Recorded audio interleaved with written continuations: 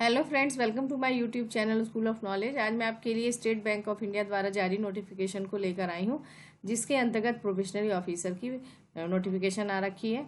और ये probationary officer को आप बैंक पीओ के नाम से भी जानते हैं। और इसकी जो सारी डिटेल है वो इस वेबसाइट पे मिल जाएगी आपको, bank.sbi.careers पे जाके आप इसको चेक कर सकते हैं।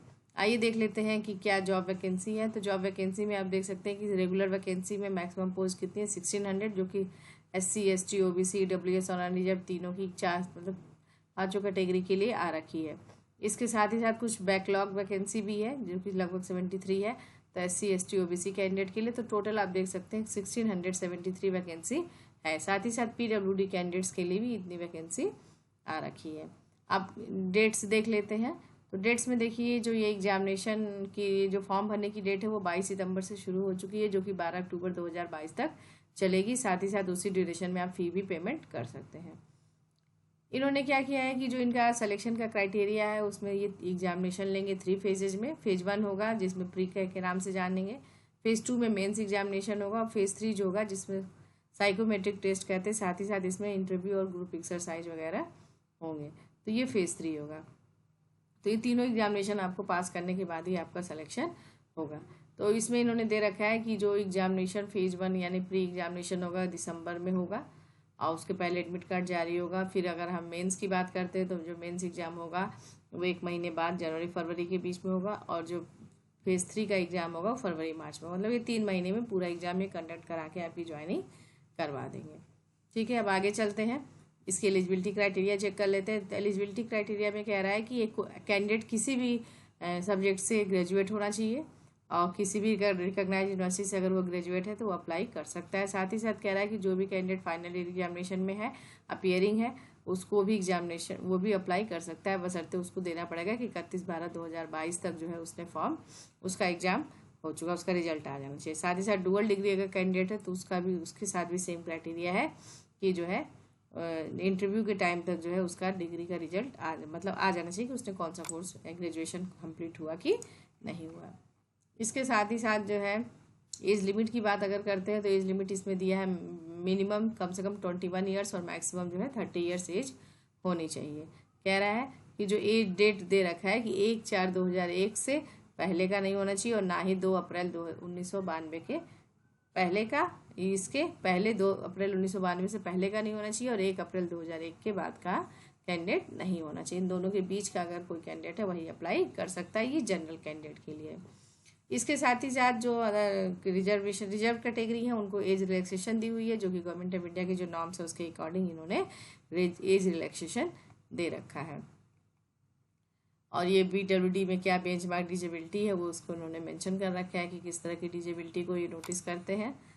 उसके बाद जो है ये आप देखिए काफ़ी चीज़ें दे रखी हैं कि किस तरह की डिजेबिलिटी है। Locomotor disability, leprosy cured person है, सेरेब्रल पाल्सी है, डॉर्फिज्म है, मस्कुलर डिस्ट्रॉफी, मतलब ये सारे इस तरह के एसिड अटैक विक्टिम्स हैं, ये सभी लोग अप्लाई कर सकते हैं। स्पेसिफिक लर्निंग डिजेबिलिटी है, mental illness, autism, multiple disability, सारे इस तरह की जो भी प्रॉब्लम है तो सभी PWD कैंडिडेट्स के अंतर्गत अप्लाई कर सकते हैं। कैटेगरी जो है वही थी जैसा कि हमने बताया कि जनरल, EWS, इस तरह से करके कैटेगरी इन्होंने दे रखी है। ठीक है, तो आप जिस भी कैटेगरी से बिलोंग करते हैं जब आप फॉर्म भरेंगे तो वो पर्टिकुलर आपको वहाँ मेंशन करना पड़ेगा। ठीक है, अब ये इसमें क्या कह रहा है, सिलेक्शन प्रोसीजर जो हो रहा है बैंक पीओ के लिए कह रहा है कि इसके 3 फेज में, जैसा मैंने पहले ही बताया कि 3 फेज में एग्जामिनेशन होगा। जो प्री एग्जामिनेशन होगा जो उसमें कह रहा है कि ऑब्जेक्टिव क्वेश्चंस होंगे 100 मार्क्स के, और ये 3 सेक्शन में होगा। तो इसमें पहला सेक्शन है इंग्लिश लैंग्वेज का जो कि 30 मार्क्स का होगा। दूसरा है क्वांटिटेटिव एप्टीट्यूड का जो 35 मार्क्स के होंगे, और रीजनिंग एबिलिटी 35, मतलब टोटल 100 क्वेश्चन होंगे और 1 घंटे में आपको सॉल्व करने होंगे। ठीक है, 100 क्वेश्चन 100 मार्क्स के, और टाइम कितना मिलेगा, 1 आवर मिलेगा। ठीक है, तो कह रहा है कि जो कैंडिडेट्स प्रिलिमिनरी एग्जाम में पास होंगे उन्हीं को जो है सेकेंडरी मेंस एग्जाम में आगे फर्दर भेजा जाएगा। तो ये इनका एक क्राइटेरिया होगा, कट ऑफ डिसाइड होगा, और उसका 10 टाइम्स, ठीक है, 10 टाइम्स कैंडिडेट्स को मेंस एग्जाम में ये भेजेंगे आगे। उसका जो मेंस एग्जाम होगा उसके लिए देखिए किस तरह के क्या क्या क्वेश्चन पेपर होंगे। वो भी ऑब्जेक्टिव टाइप होगा। इसमें 4 सेक्शन में डिवाइड किया है, जिसमें रीजनिंग है, डेटा एनालिसिस है, जनरल इकोनॉमी, बैंकिंग अवेयरनेस और इंग्लिश से रिलेटेड क्वेश्चन होंगे, जो कि टोटल 155 क्वेश्चन होंगे। टोटल 200 मार्क्स का होगा, 3 घंटे का पेपर होगा। ठीक है, साथ ही साथ एक पेपर होगा इसमें डिस्क्रिप्टिव पेपर होगा इंग्लिश लैंग्वेज का, जिसके अंतर्गत लेटर राइटिंग और एसे से रिलेटेड क्वेश्चन होंगे, 50 नंबर का होगा, तो आधे घंटे का टाइम उसमें होगा। तो यानी कि जो पेपर 2 होगा मेंस का जो एग्जाम होगा, टोटल 250 नंबर का क्वेश्चन होगा। इसमें कह रहा है कि प्री और मेंस एग्जाम में जो है अगर आप रॉन्ग आंसर करते हैं तो 1/4 जो है माइनस मार्किंग भी होगी। ठीक है, तो इसका भी ध्यान रखना है, माइनस मार्किंग है तो बहुत सोच समझ के आंसर करना है। उसके बाद कह रहा है कि जो कैंडिडेट जो है इसको पास कर लेंगे, उसके बाद उनको फर्दर भेजा जाएगा फेज़ 3 में के लिए। तो फेज़ 3 के लिए जो बेसिस होगा वो फेज़ 2 के जो स्टूडेंट्स हैं जो क्वालिफाई करेंगे उसके 3 टाइम्स, मतलब जितना उनको चाहिए उसके 3 टाइम्स कैंडिडेट्स को भेजा जाएगा। और उसके बाद जो है वहाँ पे उनका साइकोमेट्रिक टेस्ट होगा।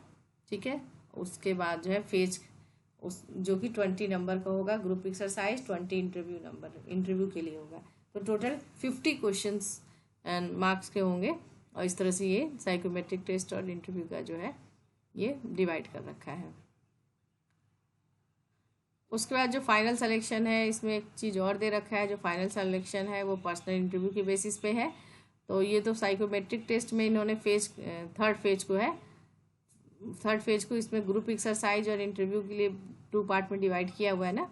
तो ऐसे ही यहाँ पे मेन एग्जाम में 250 नंबर का, ग्रुप एक्सरसाइज ये जो 50 नंबर का, ये टोटल यहाँ जो ये हमने लिया ना 50 नंबर, तो टोटल कितना हो गया मैक्सिमम मार्क्स 250 + 50 से 300 मार्क्स। तो जो नॉर्मलाइजेशन किया जाएगा वो इस तरह से किया जाएगा कि इस तरह से नॉर्मलाइज किया कि 100 में 75 जो है आपका एग्जाम का हो गया, 25 इंटरव्यू का हो गया।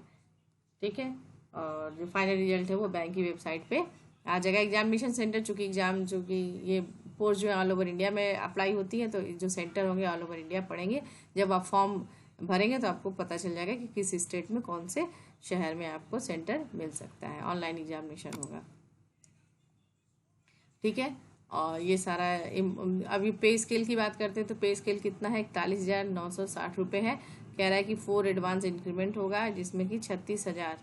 ठीक है, ये 36,000 46,000 ये देखिए पहुँच के 63,840 तक जा रहा है। ठीक है, इसके साथ और भी आगे चल के बढ़ेगा, तो अच्छा पैकेज है। ठीक है, ज्वाइनिंग ये कह रहा है कि 1-2 लाख का बॉन्ड भी भरवाया जाएगा जब आपका सिलेक्शन हो जाता है तो। ठीक है, तो ये चीज़ें हैं बैंक पीओ के लिए। और एप्लीकेशन फ़ी कितना है, एप्लीकेशन फ़ी जो है 750 रुपये किसके लिए है, जनरल EWS OBC कैंडिडेट के लिए। वहीं जो कह रहा है SC ST और PW कैंडिडेट जो है उनको कोई पेमेंट नहीं करना पड़ेगा। यहाँ फीमेल के लिए कोई भी बेनिफिट नहीं है, वो जिस कैटेगरी के अंतर्गत आती है उन्हें उसी कैटेगरी के अंतर्गत फॉर्म फिल करना है। कह रहा है इसके साथ ही साथ प्री एग्जामिनेशन ट्रेनिंग की भी बात कर रहा है कि कह रहा है कि यदि कोई कैंडिडेट जो SC ST कैंडिडेट या माइनॉरिटी का कैंडिडेट है वो अगर चाहता है कि उसकी प्री एग्जामिनेशन ट्रेनिंग के लिए तो वो अप्लाई कर सकता है। इनके वेरियस सेंटर यहाँ दिए हुए हैं एनेक्जर 1 में, वहाँ पे अप्लाई कर सकता है। नंबर ऑफ चांसेस, जो बैंक पीओ का फॉर्म जब आप भरते हैं तो उसमें कह रहा है कि कुछ लिमिटेड है, ये नहीं कि आप बार बार भरे जा रहे हैं। तो इसमें कह रहा है कि जनरल कैंडिडेट 4 टाइम्स अटेम्प्ट ले सकता है, वही जनरल का PWD कैंडिडेट या EWS का वो 7 टाइम्स, OBC का भी 7 टाइम, जबकि SC ST के कैंडिडेट्स के लिए कोई रिस्ट्रिक्शन नहीं है। ठीक है, चाहे PWD नॉर्मल हो या SC ST, तो उनको कोई रिस्ट्रिक्शन, कितने टाइम्स भी एग्जाम दे सकते हैं। कैसे अप्लाई करना है, वो अप्लाई ऑनलाइन करना है 22 सितंबर से 2022 से 12 अक्टूबर 2022 तक अप्लाई करना है। ये इनकी वेबसाइट दे रखी, इसी वेबसाइट पे जाके अप्लाई करना है। ठीक है, तो इसमें जो है कुछ चीज़ें हैं, जैसे कि आपको डिक्लेरेशन देना है, लेफ्ट हैंड थंब इम्प्रेशन चाहिए, फोटोग्राफ चाहिए, साइन चाहिए। तो इस तरह से करके ये चीज़ें आपको पहले से प्रिपेयर करके रखनी है। तो ये सारी इंपॉर्टेंट चीज़ें थी जो मैंने बता दी है। अब आइए इसकी मेन वेबसाइट पे चलते हैं। ये इसकी मेन वेबसाइट है जहाँ पे आप आएंगे। ठीक है, SBI की मेन वेबसाइट है, यहाँ सबसे नीचे आइए, वहाँ लिखा है करंट ओपनिंग्स, इस पर आप क्लिक करेंगे तो करंट ओपनिंग्स में क्लिक करने पे ये ओपन होके आ जाएगा। ठीक है, तो इसमें है ना रिक्रूटमेंट ऑफ प्रोबेशनरी ऑफिसर, तो इसकी देखिए यहाँ लिखा है 22 सितंबर से 12 अक्टूबर डेट है। अगर आपने नहीं देखा तो एक और वैकेंसी है, अगर आपने फॉर्म भरना है तो 10 सितंबर से 30 सितंबर तक की डेट है। यदि आप टाइम से देख सकते हैं तो इस फॉर्म को भी अप्लाई कर सकते हैं।